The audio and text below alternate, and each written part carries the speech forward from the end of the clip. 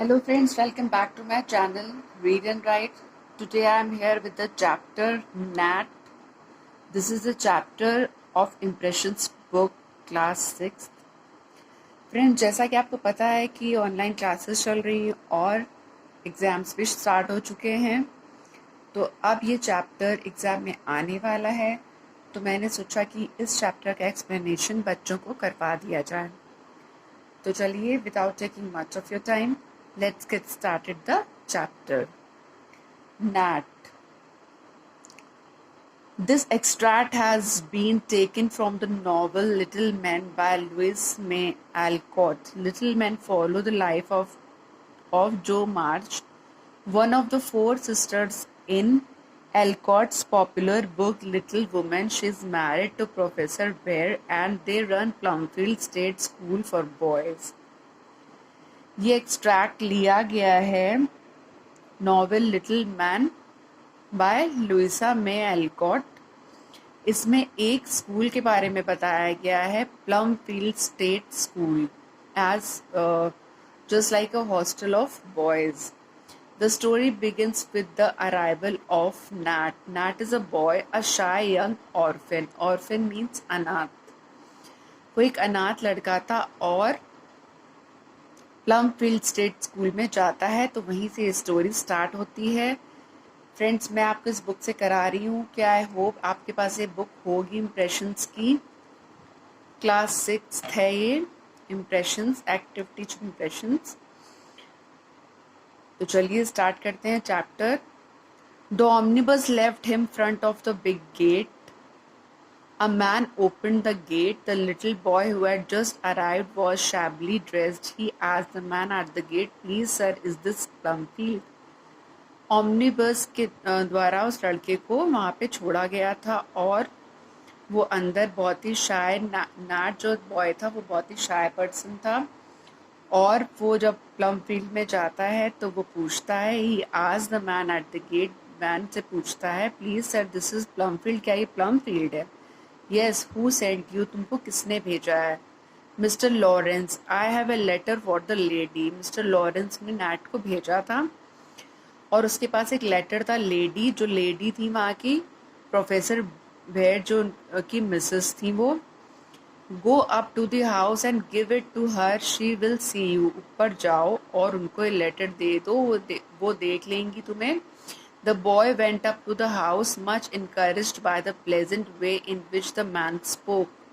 बहुत ही खुशी खुशी जाता है, बहुत ही प्लेजेंट वे से उस मैन ने उसको जाने के लिए बोला था। खुशी खुशी वो पहुंचता है। Through the soft spring rain that fell on the green grass, Nat, black for that was name of the little boy, saw a large house. उसने एक लार्ज हाउस देखा वहाँ पे, with an old fashioned porch.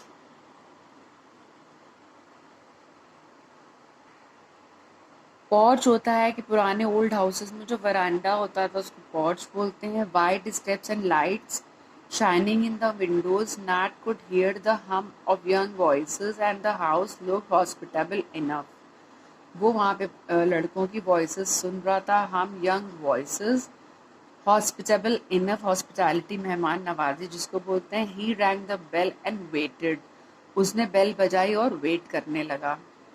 A rosy-faced maid servant opened the door and smiled as she took the letter which he offered.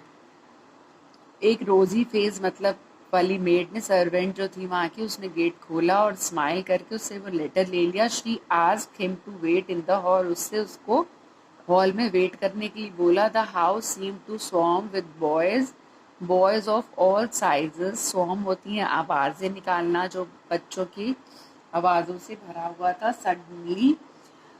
Suddenly a boy with a book under his arm came up to greet the newcomer. एक लड़का आता है और उसको greet करता है, उसका स्वागत करता है. Have you seen Aunt Jo? He asked. Nat उससे बोलता है कि आपने आंट जो को देखा? I haven't seen anybody, I am waiting. जो लड़का आता है वो नैट से पूछता है कि आपने आंट जो को देखा है? तो वो बोलता है कि मैंने किसी को नहीं देखा है. I haven't seen anybody, I am waiting, मैं यहाँ पे इंतज़ार कर रहा हूँ. Did uncle Laurie send you? और वो लड़का उससे बोलता है कि क्या अंकल लॉरी ने तुम्हें यहाँ पे भेजा है? आज the boy whose name was Demi. जो लड़का उससे बातचीत कर रहा था उसका नाम था Danny, mister Laurence Grigg. Oh we call him uncle Laurie. उसने कहा कि हम लॉरेंस जो थे उनको वो लोग लॉरी बुलाते थे। उन जिन्होंने इस लड़के को यहाँ पे भेजा था जो नैट था, he always sends nice boys here. वो हमेशा अच्छे लड़कों को यहाँ पर भेजते हैं। Nat was happy to hear the remark. नैट बहुत खुश हुआ ये रिमार्क। जब भी हमें कोई कॉम्प्लीमेंट देता है तो हम लोग बहुत खुश होते हैं। उसी तरीके से नैट को भी खुशी हुई अपने इस रिमार्क को सुनकर। So this is my new boy, I am glad to see you my dear and hope you will be happy here, said the lady whom Nat had been waiting to see. जिस lady का NAT wait कर रहा था उस lady ने NAT को देख कर के बोला, this is my new boy, I am glad to see you. मैं तुम्हें यहाँ पर देख के बहुत खुश हुई हूँ। The lady had a kind motherly look. उनका बहुत ही एक अच्छा दयालु और एक माँ जैसा लुक था। She drew him to her and said, उसको वो खींच के ले गई। I am Mother Bhaer. उन्होंने बोला कि मैं मदर बेयर हूँ। That gentleman is Father Bhaer. और वो जो व्यक्ति हैं वो हैं Father Bhaer. And these are the two little bears, come here boys and see Nat. जो दो लड़के थे वो हैं लिटिल बेयर्स, उनका नाम रखा गया था। उनसे उन्होंने बोला कि इधर आओ और नैट से मिलो। तब two boys Rob and Teddy, जिनका नाम था मैरिली, grinned at him, उनसे मिले। But Mr Bhaer shook hands and pointing to a low chair near the fire, Mr Bhaer ने हाथ मिलाया और पॉइंटिंग मतलब कि उससे बोला कि चेयर पे बैठ जाओ जो कि काफ़ी थोड़ी नीचे थी। Said warmly, there my dear son, sit down there and dry your wet feet at once. यहाँ पर तुम बैठ जाओ और तुम्हारे जो गीले पैर हैं वो तुरंत ही सूख जाएंगे। When Nat went to school on Monday morning, he trembled inwardly, for he was afraid that everyone would come to know how ignorant he was. Mr. Bear gave him a seat in the deep window so that no one could hear or see the mistakes he made. Mr Bhaer ने जो seat दी थी वो थोड़ी deep थी, जिससे कि उसको लग रहा था नैट को कि उसके द्वारा की गई गलतियों को कोई भी देख नहीं पाएगा। He was very grateful to Mr Bhaer for that. वो उसके लिए बहुत ग्रेटफुल था उनका। He worked diligently. One day, Mr. Bear called Nat and said to him, "Don't work so hard, my dear. There is enough time. You will tire yourself out." इतना काम मत करो. Don't work so hard, my dear. यहाँ पे बहुत सारा समय है, तुम्हें अपने आप को मत थकाओ. But I must work hard to catch up with them, said Nat, referring to other boys. Nat ने बोला कि मुझे तो काम करना ही पड़ेगा और बड़े लड़कों के मुकाबले उसको लग रहा था कि वो उसको कुछ भी नहीं आता, वो कुछ भी नहीं कर पा रहा है। They know so much and I don't know anything. उसने बोला कि ये लड़के जो है वो बहुत कुछ जानते हैं और मैं कुछ भी नहीं जानता हूँ। Nat was really surprise to see how much the boys knew of grammar, history and geography. Nat बहुत ही सरप्राइज था कि उन लड़कों की ग्रामर, हिस्ट्री और जोग्राफी बहुत अच्छी थी। They seemed so knowledgeable compare to him.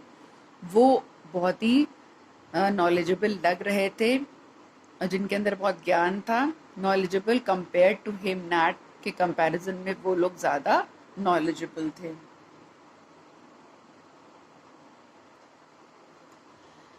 You know many things that they don't know, said Mr. Bear sitting down beside him. उनके बगल में मिस्टर बेयर बैठे थे नैट के बगल में और बोल रहे थे कि तुम बहुत कुछ जानते हो जितना कि वो लड़के भी नहीं जानते हैं। Do I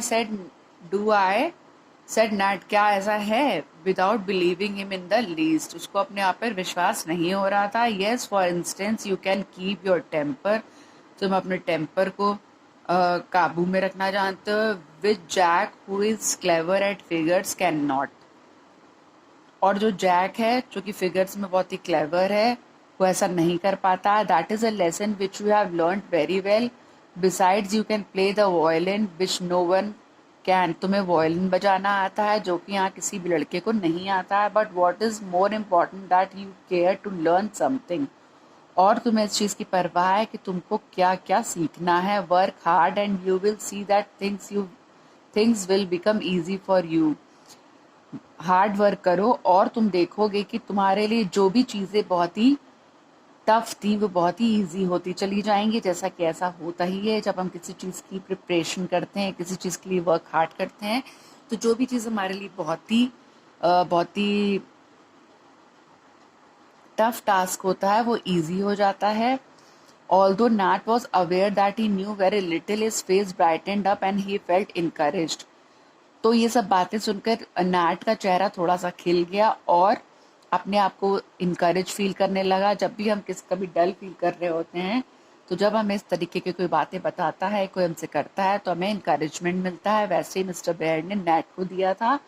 Yes, I can keep my temper because my father's temper and rough treatment taught me that. क्योंकि मैंने अपने फादर से ये सीखा है. I can play the fiddle although I don't know where the Bay of Biscay is thought Nat. Aloud he said, I don't want to learn and I will try. मैं ये learn करना सीखना चाहता हूँ, मैं ट्राई करूँगा. Only if my school fellows don't laugh at me. अगर मेरे जो स्कूल के बच्चे हैं, मेरे स्कूल फेलोज हैं, अगर मेरे ऊपर वो नहीं हंसेंगे, I will get on fine. मैं सही रहूँगा. Nat's new friend Demi assured him that no one would laugh at him. जो उसका डेमी न्यू फ्रेंड बना था वहाँ पर, उसने उसको एश्योरेंस दी कि तुम जो भी यहाँ पे करोगे, जो भी सीखोगे, तुम्हारे ऊपर कोई भी नहीं हंसेगा. In fact, everyone was glad to help Nat after hearing Nat's story. Nat की स्टोरी सुनने के बाद सभी लोग उसके लिए बहुत खुश थे. Everyone was glad to help. उसकी हेल्प करना चाहते थे. Nat, after hearing Nat's story, Nat's frail health did not allow him to study as much as the other boys did. Nat's frail health did not allow him to study as much as the other boys did.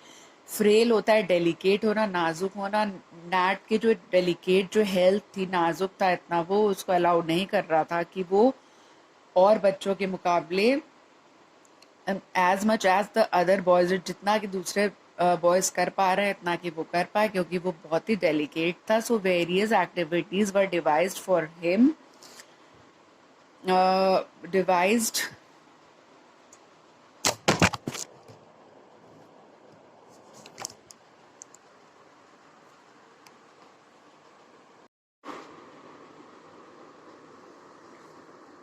So various activities were devised for him. उसके लिए बहुत सी activities plan करी गई. One of which was gardening, जिसमें से एक थी gardening.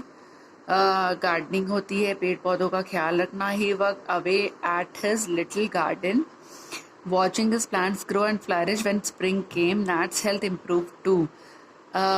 वो प्लांट्स का ख्याल रख रहा था, प्लांट्स ग्रो कर रहे थे, स्प्रिंग सीजन आ गया था, नैट की हेल्थ भी इम्प्रूव हो रही थी. Mr Laurence did not forget him. He sent Nat clothes, books, music, and kind messages. Demi would read and explain to him books like Robinson Crusoe and the Arabian Nights that delight children. Demi उसको read करके सुनाता था, explain करता था books, Robinson Crusoe, like Arabian Nights. One day Nat went running to Mr. Bear and asked, "May I go and play the fiddle for some people who are going to have a picnic in our woods? They will pay me, and I'd like to earn money, and fiddling is the only way I can do it." Fiddling means होता है violin. Violin बजाना उसकी habit थी, उसकी hobby थी. सिर्फ यही एक रास्ता है जिससे मैं पैसे कमा सकता हूँ. Fiddling is the only way के I can do it. Mister Bhaer readily agreed. That day Nat came home with $2 in his pocket. जब वो घर वापस आया उसके पास $2 थे. He also tried his hand at carpentry because he had taste for it. Carpentry उसने try करी, carpenter का काम उसने ट्राई करा, उसका उसमें टेस्ट था, उसकी पसंद थी. Mr. Bear believed that a boy must be given for the work that he has taste for. उसको मिस्टर बेयर को लग रहा था कि उसको वही काम दिया जाए जो कि उसकी पसंद है, जो कि टेस्ट होता है, जैसे हम लोगों का कि ये चीज़ हमें पसंद है. इसमें खाने वाले टेस्ट की बात नहीं हो रही, यहाँ पे ऐसे टेस्ट की बात हो रही है जो हमारी पसंद होती है. Give a boy a trade and he is independent. Work is wholesome and the whatever talent these lads possess be it for the poverty of plowing it shall be cultivated and made useful to them if possible, was Mr. Bear's philosophy. A new world has opened up for Nat and he was happily settled in it. इन सभी कार्यों को करते हुए वहाँ पे वो settle हो गया. But Nat had one fault in his character. उसके कैरेक्टर में एक फॉल्ट थी which cause Mr Bhaer much anxiety. Sometime Nat told lies. कभी कभी वो झूठ बोलता था. Not black lies that might harm somebody. ऐसा झूठ नहीं होता था जिससे किसी को भी तकलीफ हो, हार्म पहुंचे. But lies, however harmless. झूठ कैसा भी हो हमेशा नुकसान ही पहुंचाता है. Are after all lies. I used to tell lies because I was afraid of father, and now I do it sometimes because the boys laugh at me. मैं कभी कभी झूठ बोलता था, नैट ने बोला, क्योंकि मैं अपने फादर से डरता था. Now I do it sometime because boys laugh at me. कभी कभी मैं झूठ बोलता हूँ क्योंकि लड़के मुझ पर हंसे ना. I know it's bad. मुझे पता है कि ये बुरा है. But I forget. मैं भूल जाता हूँ. Said Nat one day looking depressed on account of his sins. अपने आप को वो गलत महसूस कर रहा था. सिन होता है पाप करना, और वो अपने आप को सिनर महसूस कर रहा था और डिप्रेस्ड हो गया था. If you think it will cure me you may punish me. अगर आपको लगता है कि मैं बचना चाहता हूँ, मुझे बचा सकते हैं, क्योर कर सकते हैं, तो मुझे पनिश करिए. Mr Bhaer smile but shook his head. वो हंसे और उन्होंने अपना सर हिला दिया. I have an idea. Whenever you tell a lie I will not punish you. मेरे पास एक आइडिया है कि जब भी तुम कोई भी झूठ बोलोगे मैं तुम्हें पनिश नहीं करूंगा. You shall punish me. तुम मुझको पनिश करना. मिस्टर बेयर ने कहा कि तुम मुझे पनिश करना, ना कि अपने आप को. मैं ना कि नैट को मिस्टर बेयर पनिश करेंगे. हाउ आज NAT startled at the idea. You shall ferule me in the good old fashioned way. Ferrule होता है हाथ में रूलर को लेकर मारना, जैसे कि पहले के टीचर्स हाथ में मारते थे स्केल लेकर के. I seldom do it myself, but it may make remember better if you have to give me pain. अगर तुम मुझे दुख दोगे, तुम मुझे तकलीफ दोगे, तो तुम्हें ये लेसन हमेशा याद रहेगा. Strike you. Oh I couldn't cried Nat. उसने मिस्टर बेयर ने बोला कि मुझे इस स्केल से, इस रूलर से मारो, लेकिन नैट ने बोला कि मैं ऐसा नहीं कर सकता हूँ. रोने लगा. Then mind that tripping tongue of yours, जो कि हमेशा फिसलती है झूठ बोलने के लिए. I have no wish to be hurt but I would gladly bear pain to cure this fault of yours. मैं तुम्हें इस झूठ से, इस तकलीफ से बचाने के लिए अपने आप को तकलीफ दे सकता हूँ. मिस्टर बेयर ने कहा, लेकिन मैं तुम्हारी ये झूठ बोलने की जो हैबिट है उसको ख़त्म कर दूंगा. Nat was very careful after that. His love of Mr. Bear was certainly stronger than fear for himself. वो अब आगे से बहुत ही केयरफुल रहने लगा था कि उसके मुंह से कोई भी झूठ ना निकले, क्योंकि वो मिस्टर बेयर्स को कोई भी तकलीफ नहीं पहुंचाना चाहता था. But alas, one day Nat was off his guard. Nat had run all over Emil's garden and trampled on the pond. When Emil threatened to thrash him, Nat said he had not done it. But Tommy had seen Nat at it. He gave him evidence and Mr. Bear heard it. उसने बोला Tommy ने कि मेरे पास सबूत है कि ये काम इसी ने करा है. Mr Bhaer notice Nat turn scarlet. He decided to carry out the punishment that he had devised for Nat. Nat had to strike hard at the Mr Bhaer's hand 6 consecutive times with the ruler. जब फिर उससे गलती हुई तो उन्होंने mister Bhaer ने कहा कि तुम मुझे 6 बार इस रूलर से मारो. After it was all over Nat threw the ruler on the floor and hugging Mr Bhaer's kind hand. और जब ये पूरा हो गया, उसने उनको सज़ा दे दी, तो फिर नैट ने रूलर को फेंक दिया और उनके हाथों को हक करने लगा, अपने सीने से लगाने लगा. Laid his face down on it, और शर्म से अपना चेहरा झुकाए हुए था. शॉबिंग पैशनेटली. शॉबिंग सुबक सुबक के रोना होता है, उसको बोलते हैं sobbing. I will remember. Oh I will. He said in a voice that he was filled with remorse.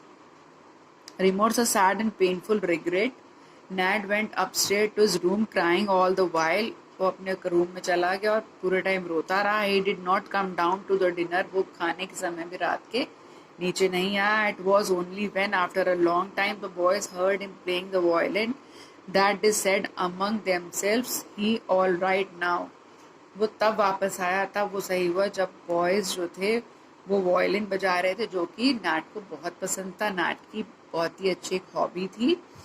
said among themselves, he is all right now. और वो लोग कहने लगे कि अब वो पूरी तरीके से ठीक है. This is a chapter by Louisa May Alcott. Louisa May Alcott was an American novelist and the best known for the novel Little Women, published in 1868. तो फ्रेंड्स इस चैप्टर में नैट की ये स्टोरी है। नैट जो कि बहुत ही शाय boy था, वो प्लम फील्ड स्टेट स्कूल में आता है और किस तरीके से उसको सुधारा जाता है, किस तरीके से उसका ख्याल रखा जाता है और वो वहाँ पे अपने कैसे दिन गुजारता है, उसकी ये पूरी स्टोरी है। I hope you understand the explanation. I hope you like the video. तो बच्चों कैसा लगा आपको ये चैप्टर नैट? इसके क्वेश्चन आंसर्स करिए और एक्सप्लेनेशन को अच्छे से समझिए, तो क्वेश्चन आंसर्स आपके लिए बहुत इजी हो जाएंगे। मुझे लगता है कि आपको ये चैप्टर अच्छा लगेगा। If you like then hit the like button and thanks for watching my channel, my video. मिलते हैं नेक्स्ट वीडियो में। Till then bye bye, see you.